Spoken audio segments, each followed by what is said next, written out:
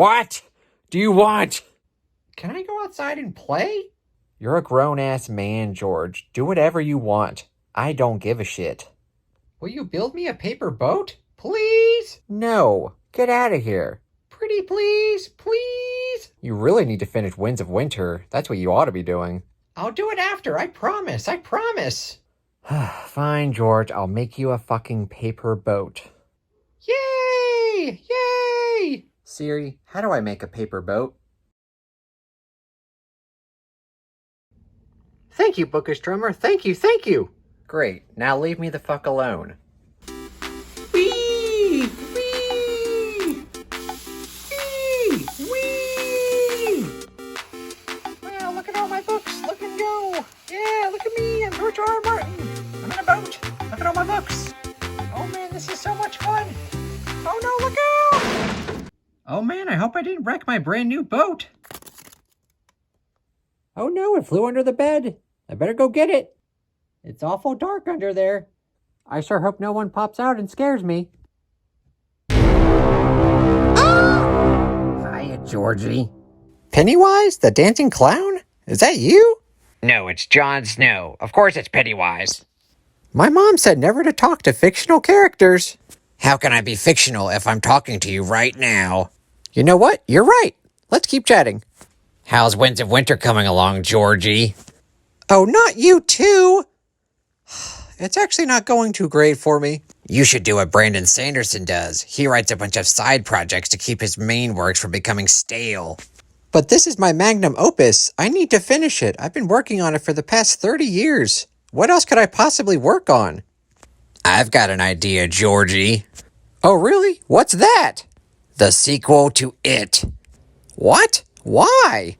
Everyone's asking for it. Really? Well, shouldn't Stephen King really be in charge of that? He'll never do it. Plus, I'm way more interested to see what you can do with my character. You'd want me to bring you back to life? Of course. King won't do it, but I know you don't have a problem with bringing characters back to life. What do you say, Georgie? Yes, I'll get right on it. I've already got so many ideas planned. I feel like I'm in my 50s again. Good, Georgie. Now all of your fans will float. They'll all float.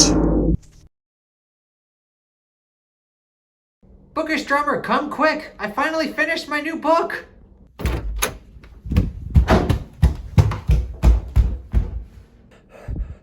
You finished your book? Yes, I just finished it. You finished Winds of Winter? No, even better. Oh god, what does that mean? George, what did you do? I wrote the sequel to It. The sequel to... George, what are you talking about? I met Pennywise, the dancing clown, and he convinced me to write the sequel to It. Oh, I knew this was too good to be true. Do you want to read it? It took me about 3 weeks to write it. 3 weeks? That's a 1,000-page book, George! I know, it all just came together very nicely. You know what? I am pretty mad that you haven't written Winds of Winter, but I'm actually pretty curious now what the sequel to It would look like, especially written by you. What did you call it, George? Oh, good lord. And you think I'm crazy, huh?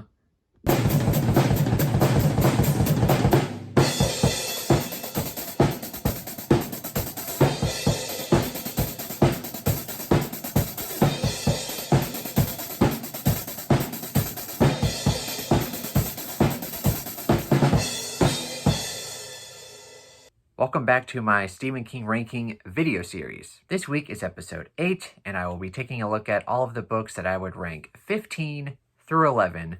The 5 books that didn't quite crack my top 10 list. A few of these books, I was pretty comfortable at putting them in my top 15 and felt comfortable leaving them out of my top 10. A couple of them, however, I'm looking at them and I'm like, oh, I really want to put you in my top 10, but I don't have enough room. But as far as my top 10 goes, which is right here, which is out of frame, so you can't see it, I'm pretty comfortable with my picks for my top 10. So while a couple of these could have possibly made it into my top 10, I'm very comfortable with my decision.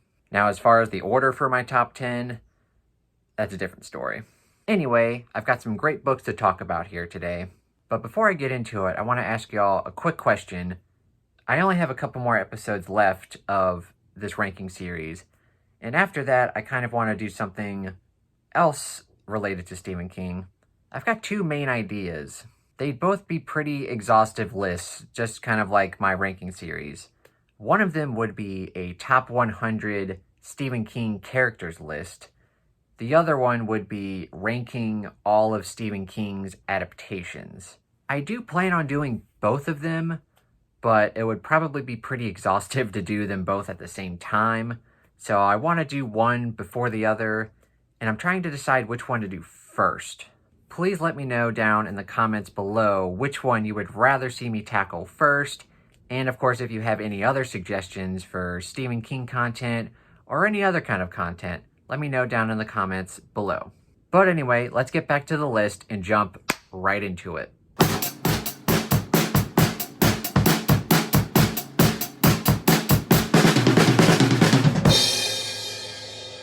And for number 15 on my list, we have Full Dark No Stars, one of his best novella collections.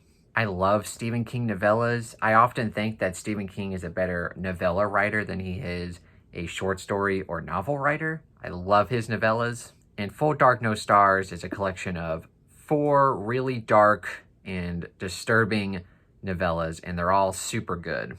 Like I said, they're very dark and disturbing, almost to the point where this could have been like a Richard Bachman novella collection. And all 4 of the novellas we get in here are kind of twisted in their own twisted way. You've got the first story, which is 1922, and this is how the story starts out. To whom it may concern, my name is Wilfred Leland James, and this is my confession. In June of 1922, I murdered my wife, Arlette Christina Winter James, and hid her body by tupping it down an old well. Well, shit. So it's basically about this husband and wife and their son, and they live on this farm, and they have hundreds of acres of land, but the mom basically wants to sell her portion of the land and move to the city, and the husband and the son aren't really about that, and the husband kind of like convinces the son to go along with his plan to get rid of her, and they basically brutally murder her and dump her down a well. And that's kind of like the first portion of this. And then what happens after that, I won't get into, but pretty friggin' dark. And the second story we get is Big Driver, which is especially dark because it's basically a rape revenge tale. It's about this woman who's like a cozy mystery writer, and from what I remember, she has like a flat tire or something, and some guy offers to help her, but you know, he ends up raping her, and then it goes from there. And I like, even though it's kind of hard to read at times because of the material, it's still well told, and the character herself is intriguing. The third novella is called Fair Extension, and this is actually more of a black comedy sort of piece, which is pretty interesting. It is dark, but I'd say it's got more of a satirical tone to it. And then the last novella we get in here is called A Good Marriage, which is essentially about a seemingly well-to-do couple, wife and husband, but the wife finds evidence that her husband is a serial killer and has killed multiple people over the past however many years, and it goes from there. So yeah, overall, it's a very well-to-do title. Full Dark No Stars. All of the stories in here are especially dark, very nihilistic, and overall just the stories and how they're told. I just love Stephen King novellas where he actually takes the time to edit himself, and he doesn't, his stories don't feel long-winded when he's writing novellas. I feel like if he would have taken any of these stories and tried to flesh it out even more with a longer novel, they wouldn't have worked nearly as well. So yeah, number 15, Full Dark No Stars.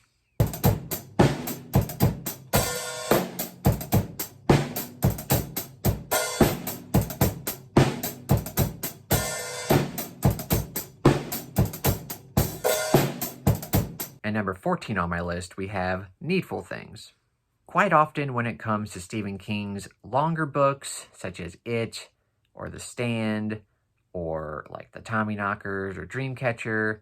My main criticism with those books are the pacing.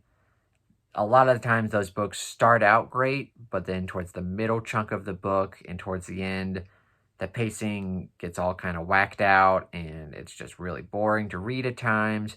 But with this book, Needful Things, it's not his longest book, but it is pretty chunky. It's 700 pages and my edition has pretty small print.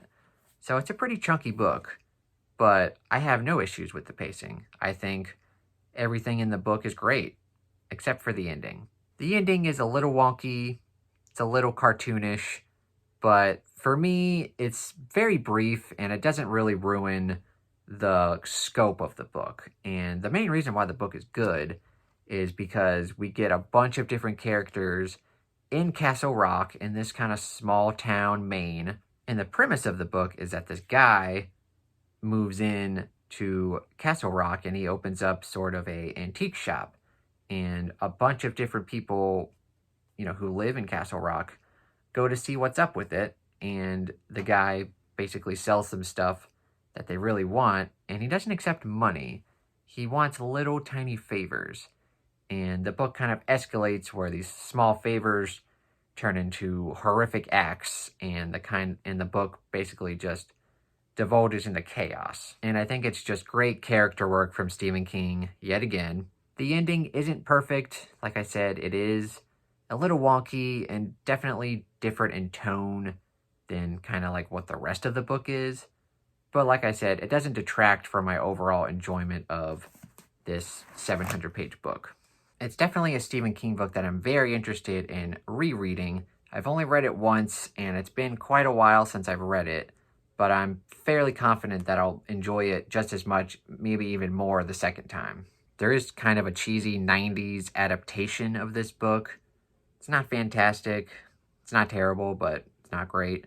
I kind of want them to remake it and make it into like a modern mini-series. I think that would be pretty cool. But overall, this book is just fantastic. One of my favorites. Couldn't quite put it in my top 10, but it sits comfortably at number 14.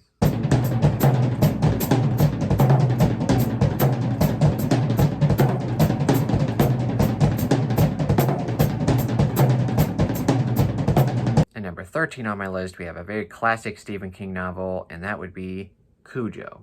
One of the very first Stephen King books I ever read. Still one of my favorites to this day, even though I've only read it once and it was quite a while ago, but I know it's still one of my favorites. This is one of the very first Stephen King novels I ever read, and it's always been one of my favorites. I would usually put it in my top 10, but looking back on it now, 13 is a better spot, and there's a couple more books that I've read recently that I would put above it. Now, this book does something pretty interesting because one of my biggest book pet peeves is when a book doesn't have chapters or chapter headings, right? And this book basically has no chapters. Like, it's just kind of one long thing. It does have chapter breaks, but there's no real chapters. And normally, if I'm going to buy a book, I'll flip through it, and if it has that, I usually won't buy it unless I know ahead of time that it's something that I'm going to love or potentially love. Usually, I try to avoid that, and when I saw that it was the case with this book, I was pretty hesitant, even though I had seen the movie several times. But it pretty much had no real hindrance on my overall enjoyment of the book. I loved it. And speaking of the movie, it's actually a very good adaptation. Not only is it just a good movie, it's actually, faithful to the source material. Now, the movie does change the ending pretty drastically. I won't get into it here because of spoilers, but the overall ending to the movie is more hopeful and happy, while the overall ending to this book is not. And actually, when I went to read this book, like I said, I've watched several Stephen King movies when I was a kid, including Cujo, still one of my favorite Stephen King movies. And when I went to read the book, I was pretty much expecting the same thing. But when I got to the ending of the book, it completely shocked me. I was like, what the hell? And I will say, I do enjoy the ending to Cujo, the movie, more. And not to say that the ending to the Cujo book is bad or that it doesn't make sense. I just don't enjoy it. In fact, I don't really know who would enjoy it. I mean, it's enjoyable from like a sad point of view, because I'm actually not sure what I'm trying to get at here. It's just not very enjoyable to read, I guess is what I'm trying to say. Whereas the movie, you get to the ending and it's enjoyable. I guess that would be like my small complaint with the book is the very ending. But overall, the book as a whole is just fantastic, great characters, fast-paced, and, it's a short Stephen King novels, which I tend to prefer in the first place. And you definitely feel the tension for the characters in this book. Definitely. So overall, this is just one of my favorite Stephen King novels that I've ever read. Very interested in rereading it. And like I said, it used to be in my top 10, but for now, it sits comfortably at number 13.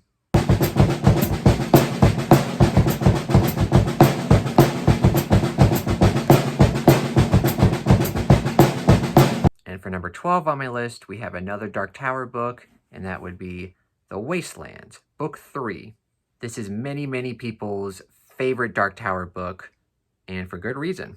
The first book in the series can be a little weird to get into, and then the second book is kind of where it picks up a little bit, where you start getting introduced to the characters. But in this third book is where the characters pretty much start their journey on their way to the Dark Tower, and that's why it's a lot of people's favorite, because stuff starts picking up right about now. And even though this isn't my all-time favorite Dark Tower book, it's my second favorite Dark Tower book, it has one of my favorite, if not my favorite Dark Tower scene towards the middle of the book.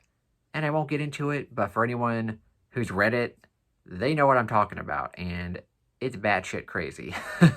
But this book as a whole is just flat out fantastic, and it is relatively chunky. It's like 600 pages, but it flies by for me. Some people don't necessarily love the ending, which ends on a bit of a cliffhanger. And for anyone who's read the series, growing up, and they read this back in like 1991, and it ended on a cliffhanger, and they had to wait like 6 years for book 4 to come out to figure out what happens, I do not envy you. But yes, overall, just a great entry into the Dark Tower series. My second favorite Dark Tower book, and it sits very nicely at number 12.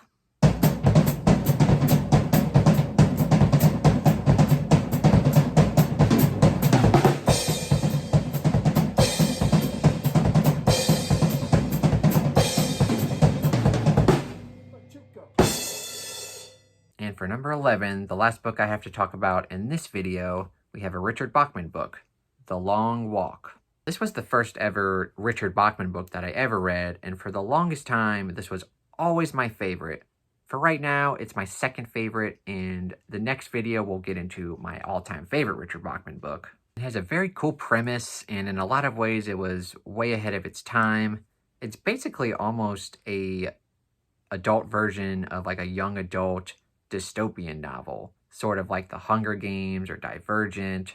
The premise of this book is that there's like 100 teenagers and they're set on this long walk, and they can't stop for any reason, and if they do, they have basically 3 warnings, and if they run out of warnings, they're shot dead on sight. And the last person standing, the last kid standing, gets a prize of whatever they want. And of course, it's Richard Bachman, so it's very gruesome, very nihilistic, very dark, and very gripping. And from what I remember, this isn't the very first Stephen King book that was published, but it was one of, if not the first Stephen King book that he ever wrote. And as far as I can tell, most people who read this book end up enjoying it or loving it, but it definitely has its fair share of haters where they just can't quite get into it, and that's fine.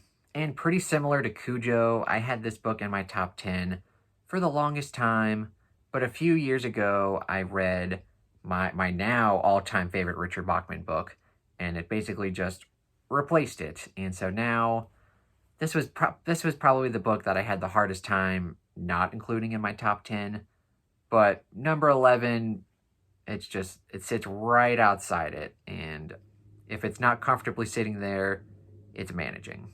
Also, I forgot to mention that this was the very first audiobook I ever listened to, And at the time, I didn't know it, but one of my all-time favorite audiobook narrators, he's narrated a bunch of books that I love, is Kirby Hayborn. And when I went back and found out that Kirby Hayborn narrated this book also, it kind of clicked on me. I was like, oh, that's probably why I loved it so much. It's definitely a book that I'm extremely interested in rereading several times over the course of my Stephen King reading career. And the position for this book could change over time.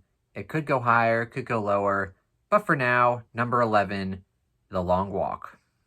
So that is the end of episode 8 for my Stephen King ranking video series, the books that I would rank 15 through 11. And now there's only 2 episodes left, episodes 9 and 10, where I will be looking at my top 10 Stephen King books of all time. In episode 9, I'll be looking at the books that I would rank 10 through 6. And then in episode 10, my top 5, where I look at the books that I would rank 5 all the way up to my number 1 spot. What did you guys think of my picks for this video? Did I mention any of your favorite or least favorite Stephen King books? Also, for anyone interested, you can look back on my past episodes and figure out which Stephen King books I'm going to be including in my top 10. And for anyone who's interested, they could try to rank the books how they think I would rank them and kind of predict my order for my top 10. If anyone's interested in doing that, please do so in the comments below. And of course, if you enjoyed this video, please give it a thumbs up and consider subscribing to my YouTube channel. Thank you so much for watching and have a terrific day. You're a grown ass. You're a grown.